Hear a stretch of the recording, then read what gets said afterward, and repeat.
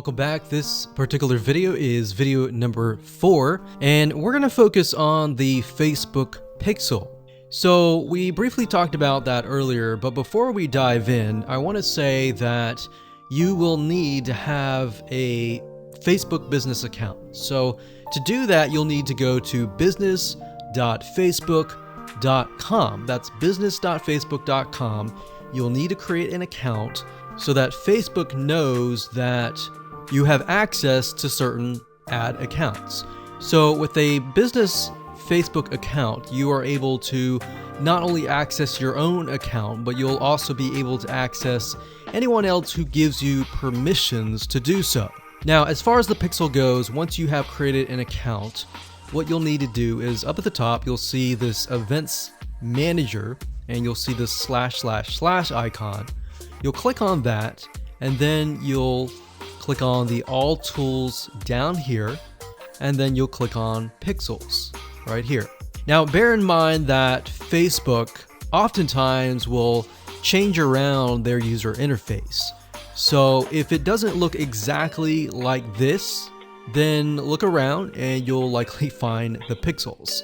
Now, like I said, Facebook changes their user interface a lot. Sometimes every month, sometimes very frequently. So just keep that in mind. So what you need to do is simply go to pixels right here, and then you'll land on this specific page. Now, as I briefly mentioned earlier, a Facebook pixel is merely a piece of code that you put on your website. And we'll talk more about how to add that to your website, what are best practices, and all of that. But basically all you need to know is the Facebook pixel is a very powerful piece of code that allows Facebook not only to see who visits your website, who converts into a sale, who converts into an email opt-in lead, who perhaps fills out a form, and more.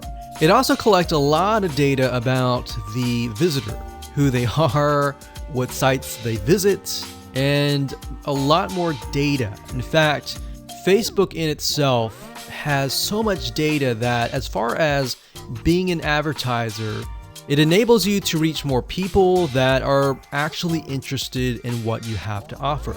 So that's basically what a pixel is. And to set it up, all you have to do is go to this page, click on setup here, and it'll give you different options. So you can either click this here to manually install the code yourself, and it'll basically give you a piece of code that you will install. Or as you can see here, it says Facebook Pixel currently integrates with these platforms here. So you can click that and it'll allow you to add it to these locations here. And if you are not a web developer and you have a web developer and you prefer to send that information to them, then you can click email instructions to the developer. Now, we're going to talk more about this in the next video on how to get the code, how to add that code to your website. If you're using a WordPress website, what kind of WordPress plugins should you use? And we'll talk more about that in the next video.